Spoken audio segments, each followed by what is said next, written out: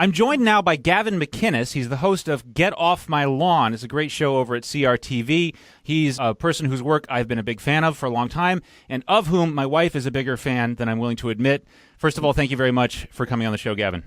Thank you for having me, sir. So, I wanted to have you on because there's something that not enough people know about you. You're actually not a sinner. You're separated out from the rest of the world. You're a Catholic like us. And you're, in fact, a Knight of Columbus. So what is it like to be in that position surrounded by all of the sin in this world? Well, being perfect is a struggle. I can sympathize with Jesus in that sense, where we both go around helping as much as we can, but it gets tiring. And sometimes we feel like just giving up and going into a cave for a few days just to recalibrate. Right. You know?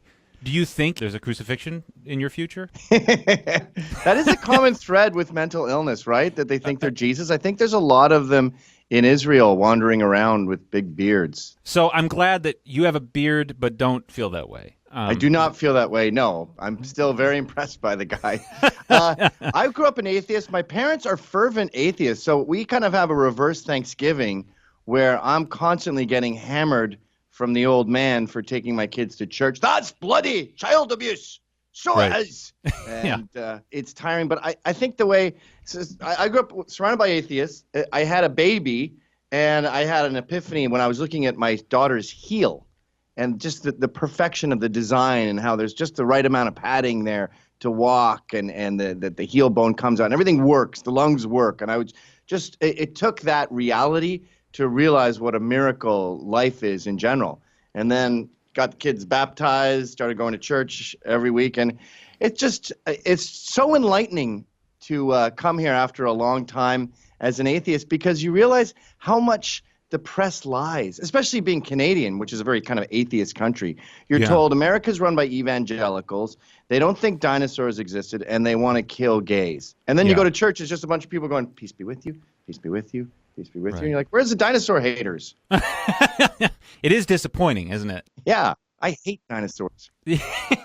So one thing I wanted to ask you about, Gavin, is that some of your earlier commentary now seems to me to be prophetic, because around the time of the 2016 election, a little before there and a little after, it seemed like you had a mission to renormalize ordinary talk.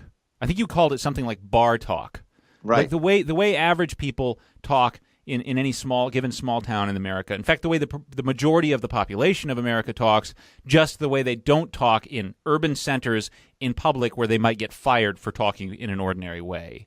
I'm seeing that vindicated, it seems to me. Like, for instance, Kanye West, what we were just talking about. He's talking kind of like an ordinary guy, and it's really upsetting people. And there's a real war on free thought. Like, you should be able to hear something that offends you, that's counterintuitive, and go, huh.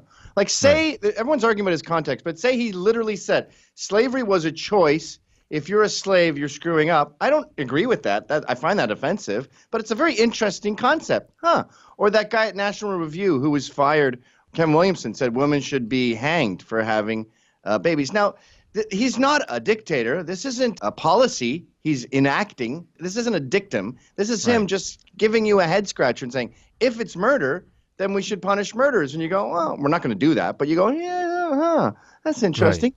So if Chance the Rapper says, not all black people have to be Democrat, you should be able to go, But there's a real war on thing. I remember that guy, Larry Summers, who was fired as the president of Harvard, because he said, maybe women don't have a natural predilection for STEM. Maybe that's why. Maybe they're not in math because it's just not their thing.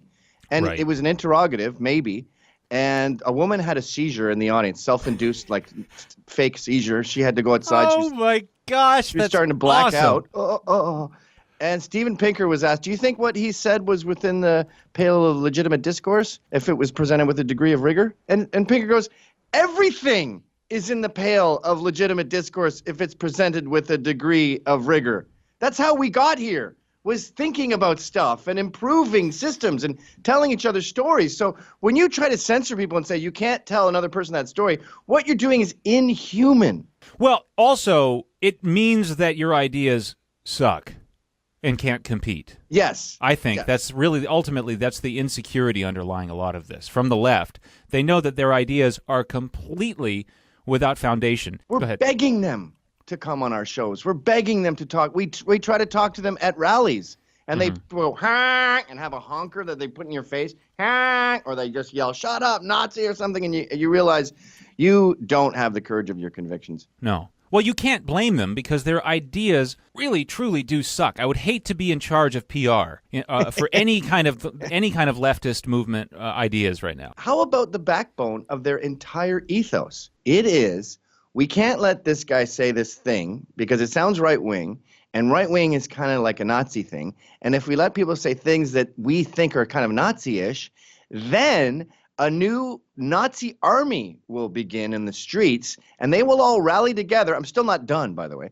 They will all rally together, just like the American Revolution, and start these Nazi militias all over the country. Then this unified new Nazi militia will then start ethnic cleansing of trans, Jewish, black, just giant concentration camps all over the country. We can't let that happen, so let's pepper spray this conservative. You go, that's ridiculous, yeah. That theory is as insane as saying we can't have men running around in short shorts because they look too sexy, and it's going to start a whole gay army, and the next thing you know, the whole country's going to be gay. So no short shorts in America. Well, I mean, that's the thing, and I was just talking about this. My monologue this week was on comedy and how the left is no longer funny. And it's true. I mean, Jerry Seinfeld, who's definitely, a New York liberal Jew, has come completely around and said, weird. For some reason, it's my political tribe that has now taken over as the censorious Catholics from the 1940s and 50s. We're the ones that are going after free speech. We're the ones that shut people down, and he's kind of lamenting that. And he's kind of a misanthrope in the first place, so he isn't afraid to say it, which is really delightful. Well, he can also afford it. Yeah. My gosh, if I had his money, the things I would say, Gavin. No, but it's true that there's this total reversal. It's funny to me. It's actually hysterical because you remember about 10, 15 years ago, you had a lot of stand-up comics. They were good at it because what they did is they did all of their comedy sort of from an assumed leftist perspective, but they didn't really get mean about it or go out of their way or get too nasty. And they were the cool kids. Jon Stewart was the cool kid, and there was some poll that said that most young people, or an incredible number of young people, got their news from Jon Stewart. Now, we found out that Jon Stewart was literally going to Barack Obama, who's like a gray suit-wearing, Midwestern toady academic, taking orders from him, the president, and then, propagating the ideas from the White House. It's just completely cold. Then you have a middle-aged guy with a gray beard with a show literally called Get Off My Lawn, and that's more hip than like Stephen Colbert right now, who's just an angry leftist who's screaming, so to speak, get off my lawn, because he's angry that leftists are not as fully in power as he'd like them to be. Well, they accidentally made us cool by becoming school marms. And when you tell young people what they can't listen to this music, they can't say this, they can't offend anyone, they need to discuss pronouns and make sure everything is safe. Kids don't like that. Kids are rebellious by nature, and that's why for the first time, I think since Reagan, we have almost a third of young people identifying as non-liberal. It's up to 30% now, and it's climbing fast because we can relax. We talk to each other in public the way we talk in private, and that's very cathartic. That's fun. I've always said that about Ann Coulter, by the way. People say, how much of what she says is just to offend people? And I go, she talks the way we all talk. She's just relaxed about it. She doesn't care if you try to fire her because she'll just write a book. Right. No, okay, yeah, that's right. I want to go into one last. Here's a hardball, because this new movement that's happening under Trump, in the Trump era, he's not necessarily the center of it, but it's not exactly conservatism, because it does include elements of liberalism. It has things like distrust of the CIA, sort of distrust. The same people who hated Nixon, and a lot of the people who liked Nixon were conservatives. And now, so you have this more sort of libertarian-leaning, suspicious, all these different elements put together in this new, what Paul Joseph Watson calls the new right? Yeah. And it can go wrong if you're totally populist and you allow the people to make decisions. In my opinion, for instance, we got gay marriage wrong as a nation, even though it's got high approval ratings.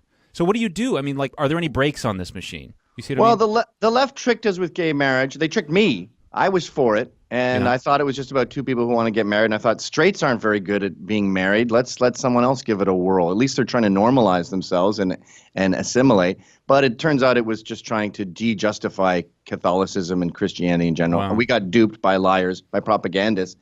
But I don't really adhere to conservatism in many ways. Right. I'm a punk rocker. I'm an anarchist. I want minimal government. I don't care Wait, who's so gay. you're not pro-gay marriage anymore? No. Gay marriage was a trick. It's a tool to tell people to bake cakes. Laws are based on morality. Yeah. So if it's illegal for a Catholic to refuse a ceremony, you are saying Catholicism is immoral. And that was really the goal of gay marriage, to discredit Christianity. Yeah, it was vindictive. That's what I remember talking when I was working with students at the time around Obergefell. And they'd be like, I'm libertarian, so I'm pro-gay marriage. And I'm like, oh, you're so pro-freedom that you're for this top-down political movement that aims to imprison anyone that dissents against it. That's really cool. How pro-liberty of you. I didn't see, I mean, like, that really bothered me. But well, you know that couple upstate that they refused to have a lesbian marriage in their living room because they're Christian. The lesbians found them. It's always lesbians for some reason. They found them and said, you're going to have our marriage. They said, no, it's in our actual living room, so that goes against our religion. The state fined them $13,000. And by the way, the state got $10,000 of that, and the lesbians got $3,000. I think that's a perfect example of the real agenda with gay marriage. It's also a great example, by the way, and I'm glad we got to this because I wanted to get to it on your show. Socialism and communism are antithetical to freedom, and they're blasphemous because you're playing God. When you tell people how they can live, what they can do, you are playing God, and that always goes bad.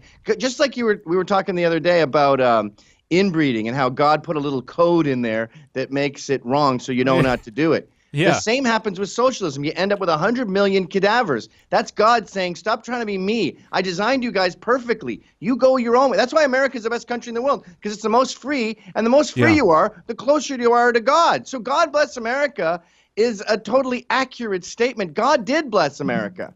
Amen. No, it's true. I mean, and also, listen, think about it. What are the past attacks on religious liberty, even in the recent past? Barack Obama attacked religious liberty and morality in this country precisely by going after the economic means of religious institutions, by going after the economic right of a set of nuns to decide what they would and wouldn't buy and provide. That's exactly how to attack religious liberty. You attack the free economics. That's exactly how you do it. There's real subterfuge going on here, and it's a strange obsession to have. Just like that crazy Nazi theory that they all abide by.